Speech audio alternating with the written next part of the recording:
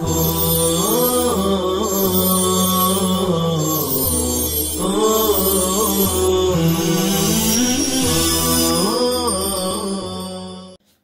اللہ الرحمن الرحیم۔ عزیز طلباء اور سامعین، السلام علیکم ورحمۃ اللہ وبرکاتہ۔ اللہ کے فضل و کرم سے اشاعت العلوم آن لائن درس و تدریس میں ترجمہ قرآن کا سبق ہم پڑھ رہے ہیں، اور آج پارہ نمبر 7 میں سورہ انعام کے رکوع نمبر 2 کا بقیہ نصف حصہ ہم پڑھیں گے۔ آج کا ہمارا سبق نمبر 4 ہے۔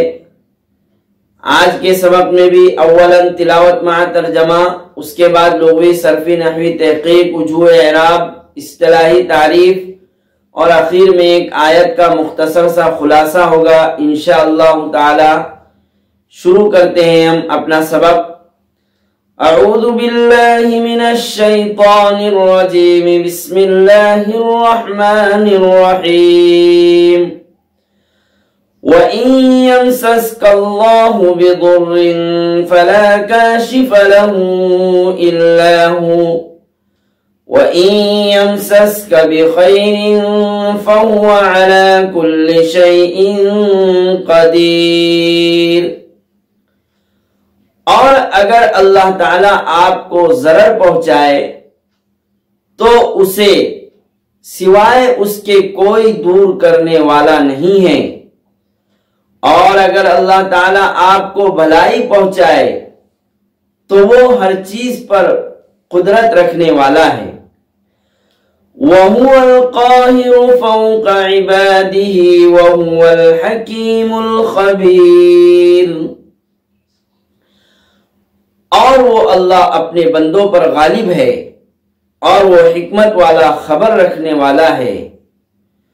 قل أي شيء أكبر شهادة قل الله شهيد بيني وبينكم وأوحي إلي هذا القرآن لأنذركم به ومن بلغ أئنكم لتشهدون أن مع الله آلهة أخرى قل لا أشهد قل إنما هو إله واحد وإنني بريء مما تشركون۔ اے محمد صلی اللہ علیہ وسلم، آپ فرما دیجئے کون سی چیز شہادت کے اعتبار سے سب سے بڑی ہے؟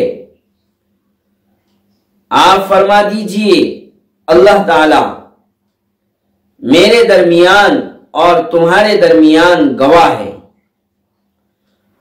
اور میری طرف یہ قرآن وحی کیا گیا تاکہ میں تمہیں ڈراؤں اس کے ذریعے، اور ان لوگوں کو بھی جن کو یہ قرآن پہنچے۔ کیا تم یہ گواہی دیتے ہو کہ اللہ تعالیٰ کے ساتھ دوسرے معبود بھی ہے؟ آپ فرما دیجئے میں گواہی نہیں دیتا ہوں۔ اے محمد صلی اللہ علیہ وسلم، آپ فرما دیجئے یقیناً وہ یکتا معبود ہے، اور بے شک میں بری ہوں ان چیزوں سے جن کو تم شریک ٹھہراتے ہو۔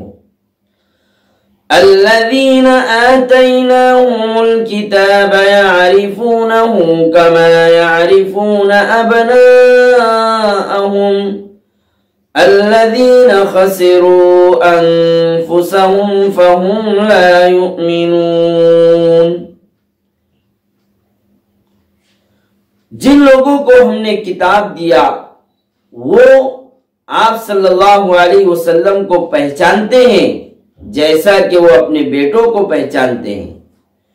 جن لوگوں نے اپنی جانوں کو خسارے میں ڈالا وہ اب ایمان نہیں لائیں گے۔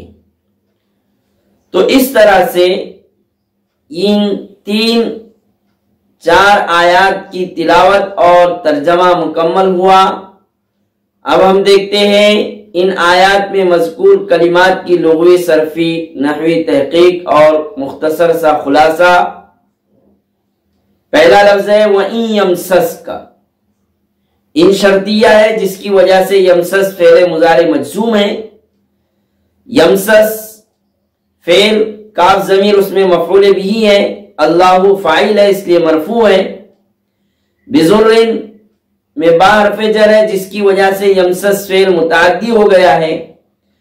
یمسس فعل مضارع صیغہ واحد مذکر غائب باب سمیہ اسماء سے ہے.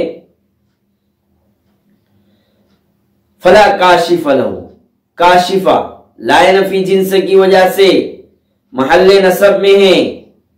کاشف اسم فاعل واحد مذکر باب ضرب یضرب سے ہے. وَإِن يَمْسَسْكَ بِخَيْرٍ فَهُوَ عَلَى كُلِّ شَيْءٍ قَدِيرٌ وَهُوَ الْقَاهِرُ فَوْقَ عِبَادِهِ. ہوا ضمیر اس کا مرجع اللہ تعالی ہے. القاہر اسم فاعل صیغہ واحد مذکر باب فتح یفتح سے.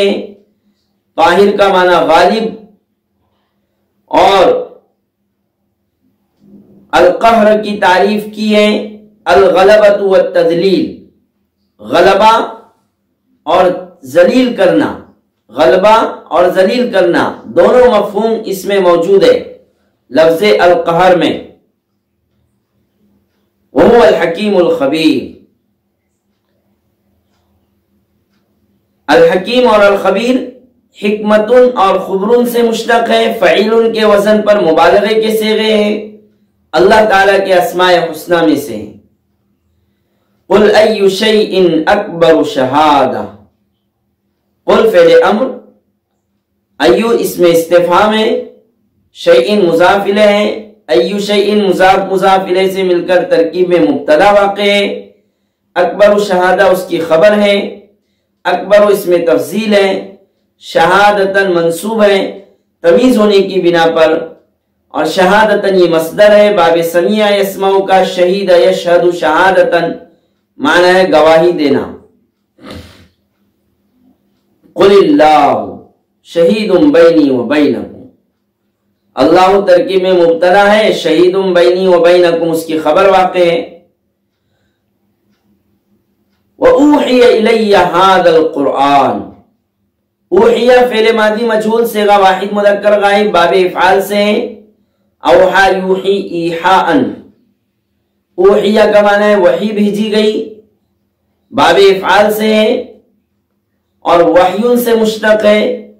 وحی کا لغوی معنی آتا ہے خفیہ اشارہ، پوشیدہ اشارہ. اور وحی کی اصطلاحی تعریف کلام اللہ المنزل علی نبی من انبیائہ، اللہ تعالیٰ کا اپنے نبیوں میں سے کسی نبی پر نازل کردہ کلام، اسے وحی کہتے ہیں. وَأُوحِيَ إِلَيَّ هَذَا الْقُرْآنِ. القرآن مصدر ہے، یا تو قرأ سے مشتق ہے یا قرن سے مشتق ہے. لِأُنذِرَكُمْ بِهِ وَمَنْ بَلَغَ. انذر منصوب ہے، لام کئی کے بعد ان مقدر ہے اس لیے انذرا منصوب ہے، حالت نصبی میں ہے. کم ضمیر اس میں ضمیر منصوب متصل ہے، مفعول بھی واقع ہے.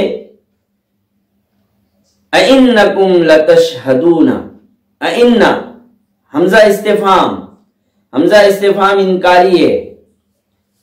ان حرف مشبہ بالفعل ہے. کم ضمیر اس میں اس کا اسم ہے. لَتَشْهَدُونَ أَنَّ مَعَ اللَّهِ.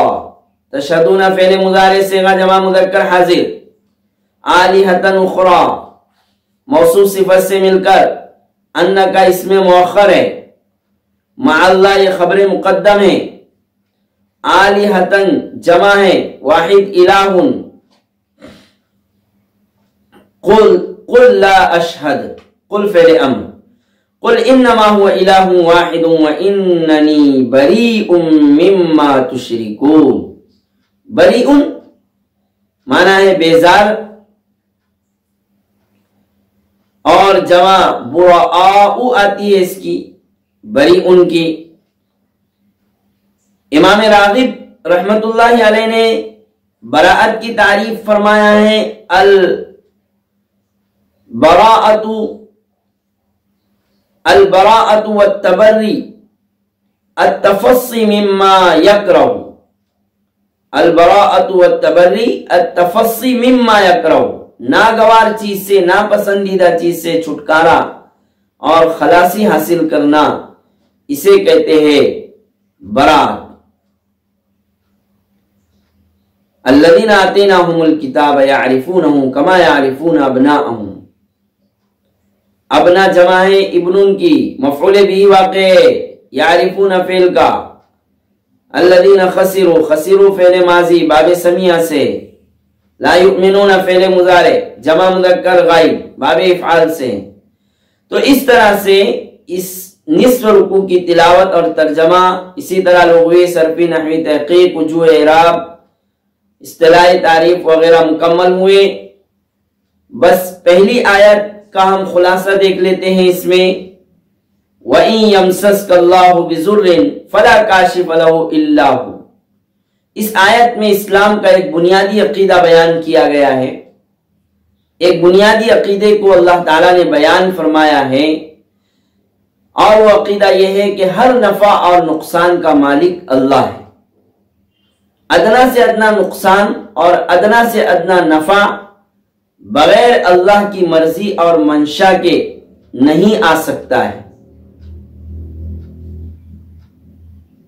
اس آیت کے ذیل میں مفسرین نے فرمایا ہے کہ امام بغوی رحمت اللہ علیہ نے حضرت عبداللہ ابن عباس سے نقل کیا ہے کہ آپ صلی اللہ علیہ وسلم ایک مرتبہ اپنی سواری پر سوار تھے اور اپنے پیچھے اپنے ساتھ آپ نے حضرت عبداللہ ابن عباس کو سوار فرما لیا، اور آگے چل کر پھر حضرت عبداللہ ابن عباس فرماتے ہیں کہ آپ صلی اللہ علیہ وسلم میری طرف متوجہ ہوئے اور میری طرف متوجہ ہو کر مجھ سے فرمانے لگے کہ